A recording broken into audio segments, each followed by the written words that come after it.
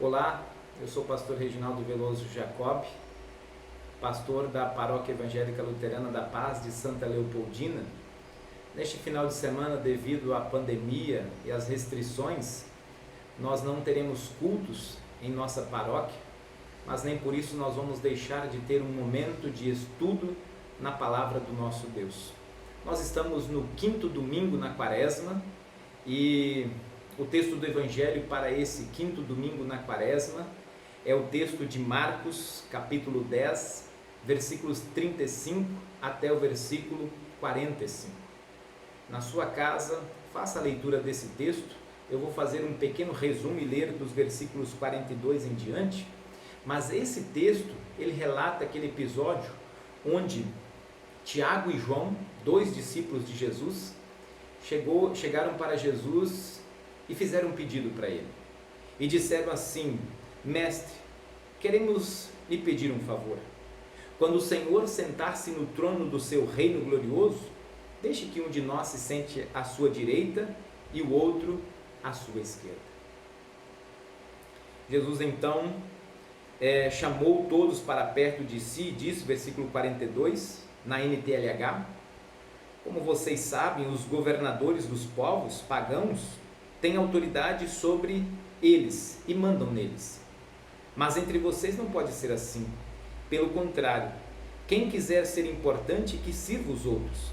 E quem quiser ser o primeiro, que seja o escravo de todos. Porque até o Filho do Homem não veio para ser servido, mas para servir e dar a sua vida para salvar muita gente. Este é um daqueles textos que causam indignações quando nós ouvimos. Na verdade, não o texto propriamente dito, mas a atitude destes dois discípulos causaram indignação nos demais discípulos e também em todos nós. Tiago e João, eles ultrapassaram todos os limites do bom senso. Quando eles chegaram para Jesus, disseram assim: Mestre, quando o Senhor sentasse no seu trono glorioso, deixe que um de nós se sente à sua direita e o outro à sua esquerda. A atitude desses dois discípulos causou indignação nos demais discípulos e também em nós. Mas quando nós paramos para pensar e refletimos sobre essa atitude de Tiago e João, nós percebemos que a atitude desses dois discípulos é o reflexo da natureza humana. John Dewey, um filósofo americano, ele disse o seguinte certa vez: o maior desejo humano é o desejo de ser importante.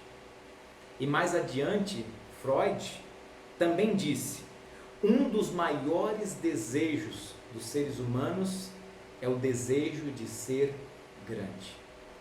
E talvez você possa perguntar: não há nada de errado, ou dizer, não há nada de errado no desejo de crescer, como de fato não há nada de errado quando você tem um desejo de crescer economicamente, intelectualmente. O problema é quando esse desejo passa por cima do direito, passa por cima do próximo. Nós somos seres egoístas. Egoísmo é o costume de pensar apenas em si mesmo. Você quer ver alguns exemplos de como nós somos egoístas?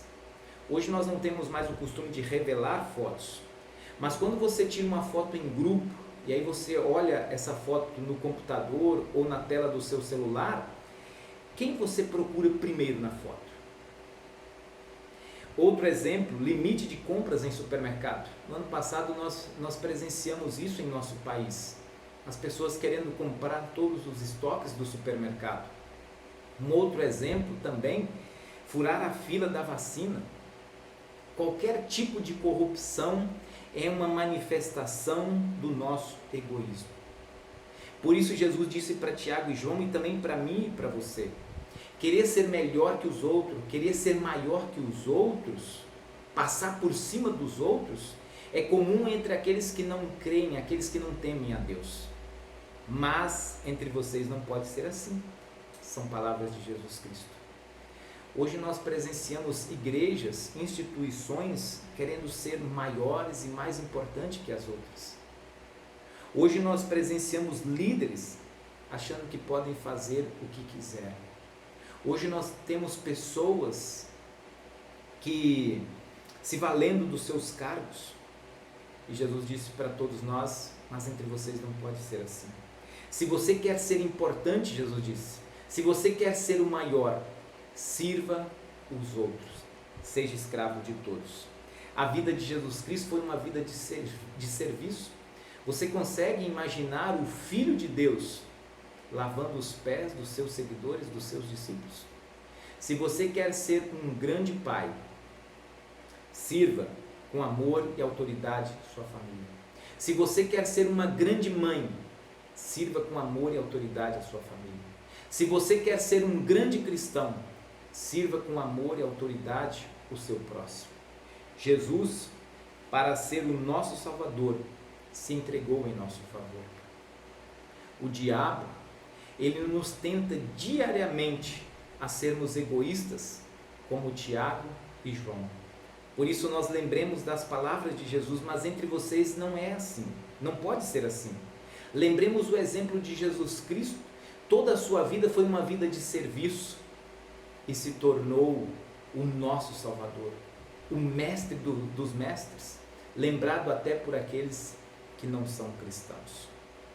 O mundo tenta nos vender, tenta nos impor a ideia de que quanto mais importantes somos, quanto maiores somos, mais felizes nós somos.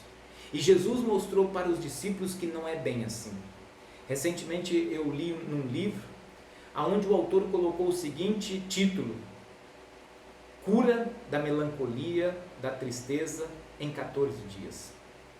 Ora, eu fiquei muito curioso para saber qual era a receita, qual era a indicação do autor. E o autor coloca então nesse livro, Cura da melancolia, da tristeza em 14 dias, ele deu a seguinte sugestão: procure pensar durante esses 14 dias, todos os dias, em maneiras de alegrar alguém. Durante 14 dias, todos os dias, pense em uma maneira de alegrar alguém. Se você quiser ser importante, sirva os outros. Se você quer ser o primeiro, seja escravo de todos.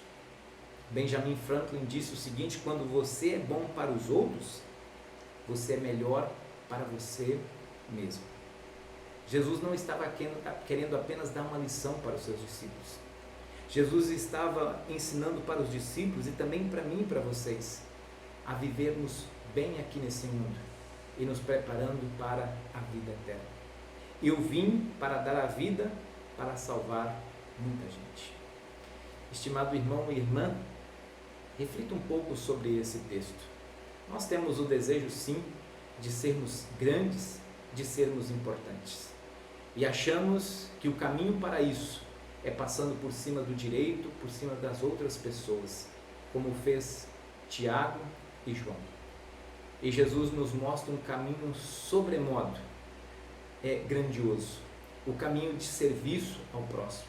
E quando nós servimos as outras pessoas, quando nós somos úteis às outras pessoas, nós nos sentimos bem e nós sentimos a ação de Deus na nossa vida.